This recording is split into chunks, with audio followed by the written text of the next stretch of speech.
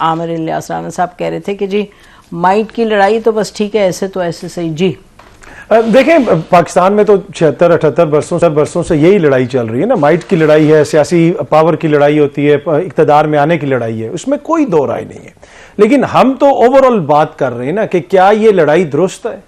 इस लड़ाई को अगर जमहूरियत के नाम पे आप लड़ रहे हैं अपने इक़्तिदार की जंग को, तो हम फिर उसको जमहूरियत तो नहीं कहेंगे ना, हम तो पॉइंट आउट करेंगे।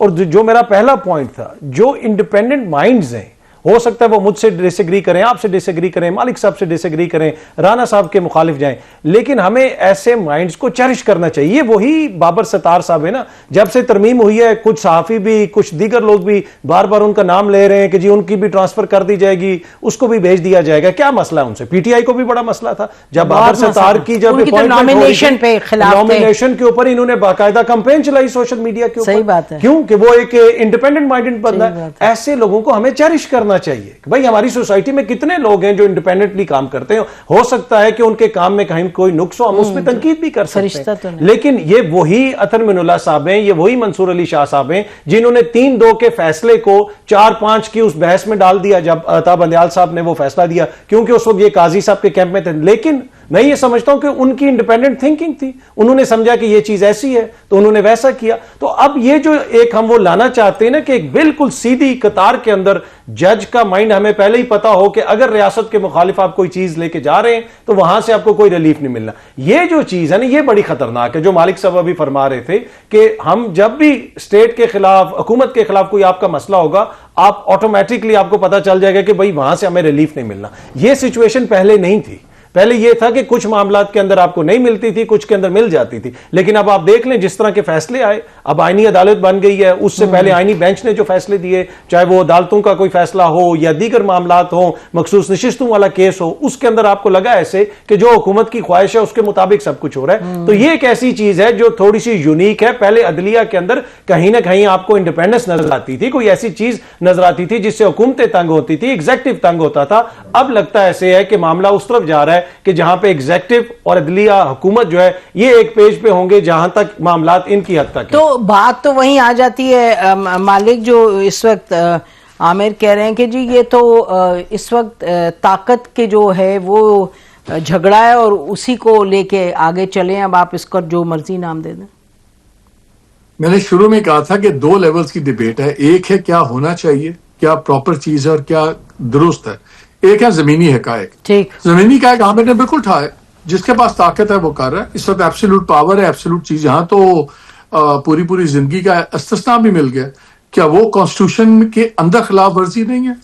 आपका आर्टिकल 25 कहता है कि तमाम citizen are equal before law और इक्वल प्रोटेक्शन ऑफ जो लॉ है।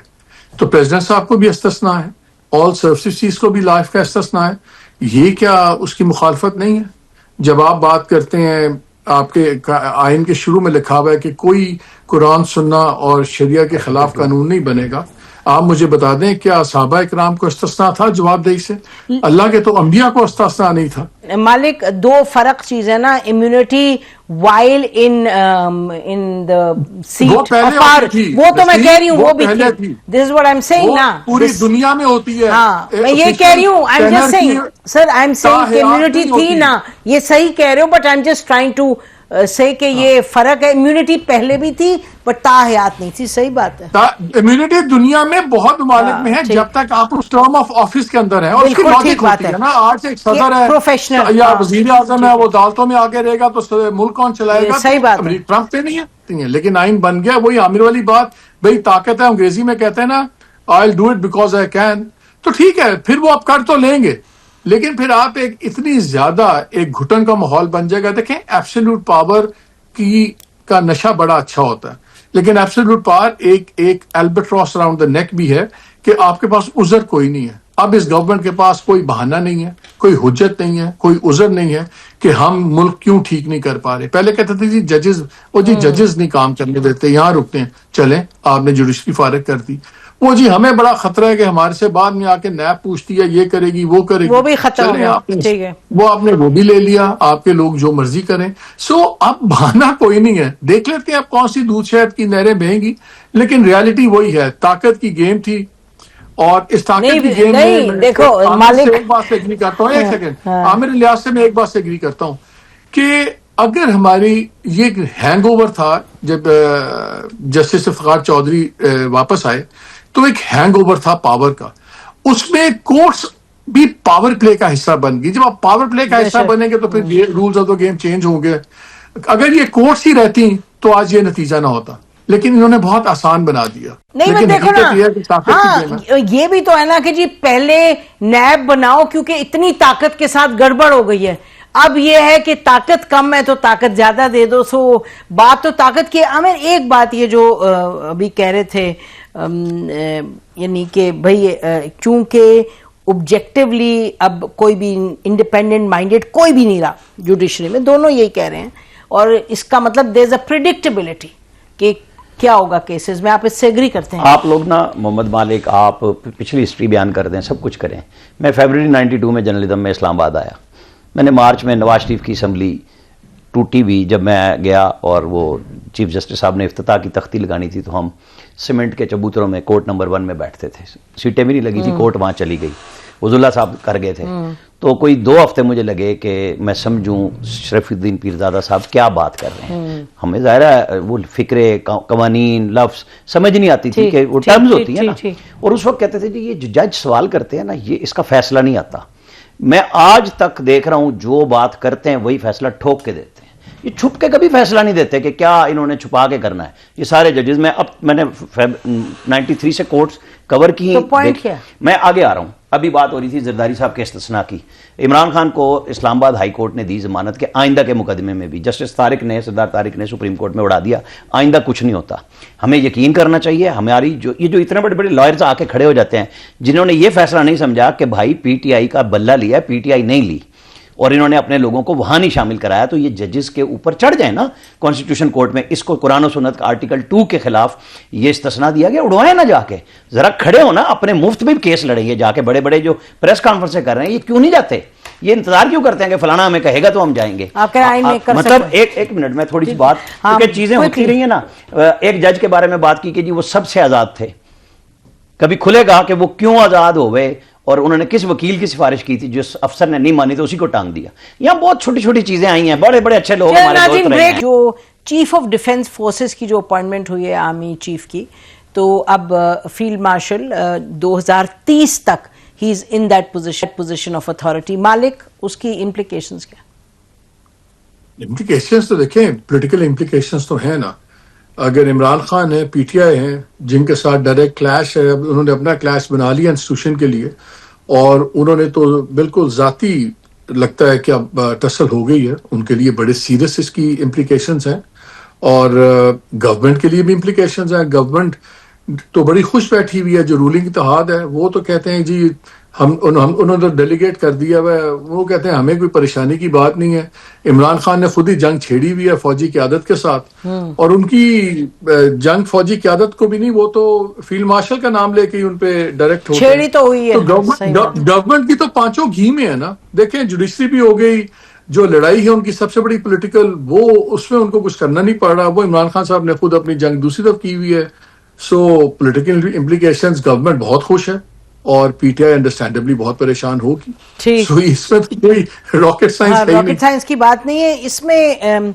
अथर बात ये कि ये तो this was, I mean this is another debate, but इसकी एक प्रोफेशनल तो इम्प्लीकेशंस हैं, रिक्वायरमेंट्स हैं, you know the nature of war etcetera, warfare now. लेकिन ये मामला तो है कि बिकॉज एक पॉलिटिकल रहा है रोल, आज से नहीं हमेशा से, उसकी इम्प्लीकेशंस तो है डेफिनेटली। देखें, पाकिस्तान में तो जब भी नए आर्मी चीफ की तैनाती होनी हो, उसके ऊपर सियासी बहस भी होती है, और सियासी जमातें उसके ऊपर बात भी करती हैं, और ये कोई आज की बात नहीं है। जनरल बाजवा ने तो बड़ी कोशिशें भी की थी, वो तो जनरल आर्मी चीफ भी उसमें घुस गए थे। यानी कि आप माजी में चले जाए ना, आप इवन के जब खर गवर्नर थे तो आर्मी चीफ उस वक्त उनके गवर्नर हाउस गए तो किस तरीके से उनसे इस्तीफा लिया गया और क्या कुछ हुआ, तो आपको बहुत सारी मिसालें मिलती हैं पाकिस्तान के अंदर। अब ये जो है, यकीनन ये 5 साल की मजीद मुद्दत फील्ड मार्शल साहब के पास होगी तो हुकूमत तो इसमें खुश होगी, जिसका मालिक साहब ने फरमाया, और ये कि स्टेबिलिटी आएगी। स्टेबिलिटी, देखिए,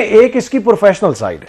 जो आपकी स्टैब्लिशमेंट की जो दूसरा काम है, जो फौज का काम है, जंग वाला, वो तो उन्होंने डिलीवर कर दिया ना। उन्होंने पूरी दुनिया के सामने डिलीवर कर दिया, उसमें तो कोई शक नहीं है ना किसी उनके जो भारत के साथ किया। बिहार के इलेक्शन से पहले उन्होंने, उसके बाद ईरान का हुआ, मिडिल ईस्ट का, बहुत मतलब पूरी दुनिया के सामने है ना। बिहार के इलेक्शन से पहले कहा जा रहा था कि वो दोबारा हमला करना चाहते थे, लेकिन उनको जो कुछ उनके साथ पहले हुआ उन्होंने नहीं किया, वो एक अलग चीज है। यहां पे ये है कि जिसकी सियासी साइड है, हुकूमत ये समझती है कि तहरीक इंसाफ और जो एस्टेब्लिशमेंट है उनके हालात उस नहज पे पहुंच गए कि जब तक इनके हालात ऐसे रहेंगे हमारे लिए कोई मसला नहीं होगा। लेकिन मैं इसको इस नजर से नहीं देखता। देखें, एक तरफ अगर आपने एक जंग जीती है तो दूसरी तरफ हुकूमत ने क्या डिलीवर किया। कब तक इस सारे सिस्टम का बोझ कोई और उठाएगा, ये भी है ना, ये बहस भी है कि क्या आपने इकोनॉमिक फ्रंट पे डिलीवर कर दिया, सियासी फ्रंट पे डिलीवर कर दिया, क्या आप उतनी सियासी कुशनिंग दे सके। जो सियासी हुकूमत होती है वो एक सियासी कुशन होती है, एस्टेब्लिशमेंट के लिए भी, पूरी रियासत के लिए भी, हुकूमत के लिए भी बिल्कुल जिसे कहते हैं ना प्लेन सेलिंग नहीं है। आप कह रहे हैं कि इंश्योरेंस नहीं हो सकती, इंश्योरेंस नहीं हो सकती। अच्छा जी, योर लास्ट कमेंट्स इसी मामले पे। 19 अगस्त 2022 को इमरान खान ने जब जनरल बाजवा को एक्सटेंशन दी 3 साल की, कुछ काम किया था, था आगे और भी एक मिनट, कुछ कहा था, कुछ किया था। जब उनके प्रेशर में हजरत साहब प्राइम मिनिस्टरशिप से निकल गए, फिर दोबारा ऑफर की, और डीजीआईएसआई ने ऑन रिकॉर्ड कहा कि लामुतनाही ऑफर की। बिल्कुल कहीं पे कोई उसमें उनकी डिनाई भी नहीं किया। वो देख लें बयानात उसके अयाज सादिक के क्या कहते थे, और साफियों को कोई खुशकिस्मत होंगे जिनके सामने कहा था जनरल बाजवा ने कि हमारे पास तो टैंक में तेल नहीं है, जो दुराई हम भी थे, ठीक है, ये बातें गई। एक ऐसे शख्स को पीटीआई फुल टाइम दे रही है, एक ऐसा शख्स बदले में जिसके ऊपर आप शहबाज शरीफ को मतून कर रहे हैं, जो जंग जीत के देता है आपको, इंडिया को, जो 8 गुना बड़ा दुश्मन है, आप फील्ड मार्शल बनाते हैं, और फिर दोबारा नए सिरे से वो पहलवान वाली रोटियां गिनती शुरू करो कि 27 नवंबर से 5 साल फिर शुरू हो रहे हैं। तो ये घबराहट है उन लोगों पे जिन लोगों ने ऐसे निकम्मे जर्नैल को, जिनको आप खुद गालियां देते फिरते हैं, एक्सटेंशनें दिलवाई। आज अगर एक पेज पे शहबाज शरीफ और फील्ड मार्शल हैं, वो हर फ्रंट पे दुनिया भर में इकट्ठे जा रहे हैं। हमें तो ऐसी इक्वेशन चाहिए, बजाय लड़ाई करने के आप मिलके चलाएं। और ये जो सिनर्जी थी उसको सिस्टमाइज कर दिया साइबर स्पेस के वाली को कि आगे भी चलना है। देखें ना, आप उनके फौजियों के जितने मर्जी तनकीद करें, लेकिन जब वक्त आया तो उन्होंने हमें और आपको एक लम्हा डरा।